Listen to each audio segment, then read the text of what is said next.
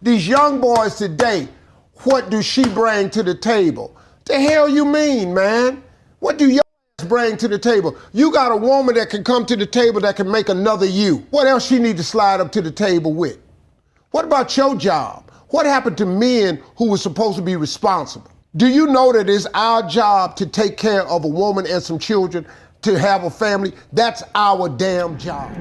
What it do, beautiful people? We are live in the booth, and I had to come see y'all in the car today because, honey, I be saying, okay, I'm gonna go get cute and do some content, blah, blah, blah. Honey, sometimes it just don't happen like that. So I still want to get this content out because I still want to get this word out. Because I had some ladies in my DM like, yes, sis. Appreciate sis. So we're going to call them F boys, and we're going to call women whores. Because we want to be able to keep it professional, right? We want to be able to keep it clean, keep it cute, keep it classy. So, first of all, when we talked about whores, we're talking about women who have no discretion, no sexual discretion on who they have sex with, on who they entertain, on who they allow to come into their space, and on who they're allowed to really to come into their womb. Also, these women could be utilizing their body or utilizing sex and things like that to be able to create money or revenue from themselves. So typically you may call them a sex worker, you may call them someone who turned tricks, or a prostitute, something like that, which most women at this point have become prostitutes if you're not in a committed relationship, which I'll go ahead and give the girlfriend or boyfriend title, whatever, but to me, a girlfriend or boyfriend is really a non-existent thing. However, it works for people. So if it works for you and if it's working for you and yours, then I'm no one. But when we talk about being a whore, we're talking about you giving your body in exchange for money, or you giving your body in exchange for money, basically. And so typically how the whore comes about is she is, feeling like, oh, I'm sexually liberated, I'm gonna break a nigga if a nigga won't want me, that he gotta do this and this, like I can't, like da da da da da. Like, it's very demanding, and it's very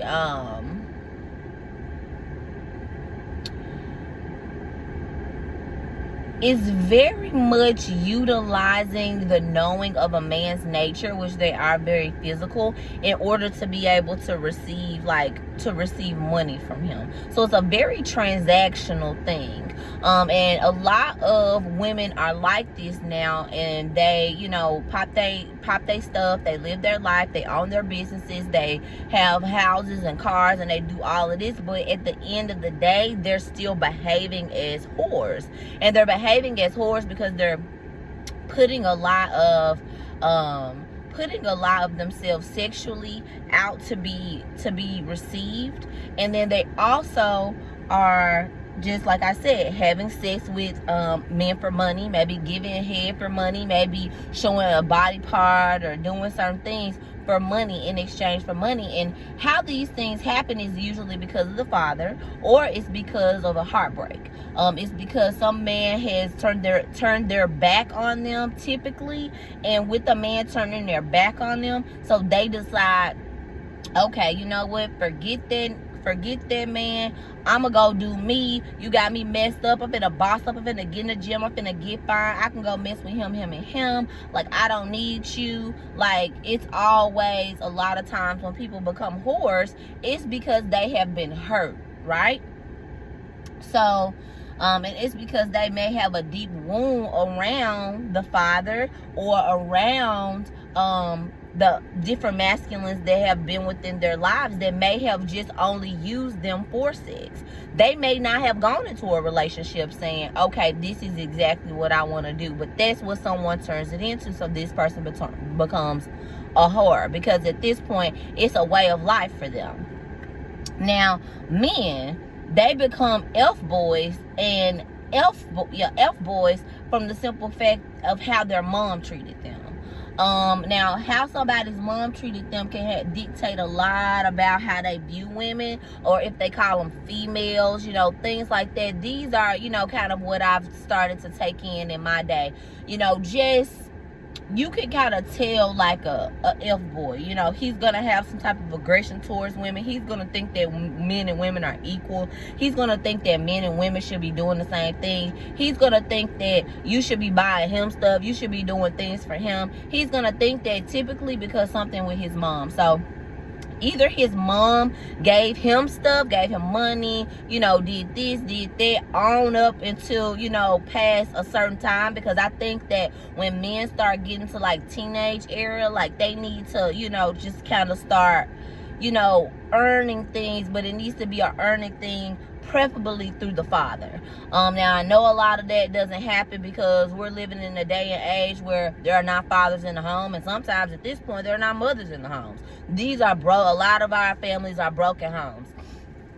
So he becomes an F-boy because he didn't have a dad, and if he did have a dad, the dad wasn't stable enough in his life to be able to instill with him how to treat women. His mom told him, well, don't you let nobody take advantage of you. She don't need to be using your stuff. She don't need to be getting stuff from you. That's what he's supposed to be doing. He's supposed to be giving his stuff. He's supposed to be in a space where he's protecting and providing. He's not supposed to be receiving money on a consistent basis from his mother, because what is that going to do? That's going to make him think that he's supposed to be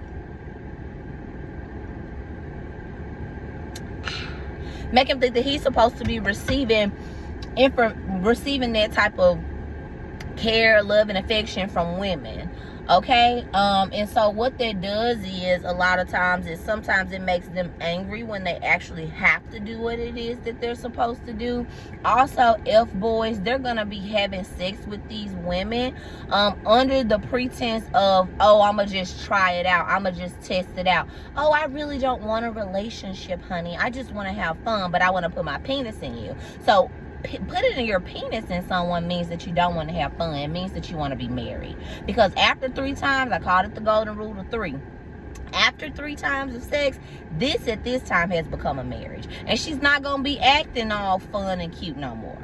She's going to want more from you because you put your penis in her, which is the act of marriage. It's the act of coming together. It's the act of 2 becoming 1. That's why the ring goes on top of the finger, because the ring is imitating the womb and the finger is imitating the phallus. So when we're doing that, that's what we're doing. Okay, so that's how whores are created, from their dads.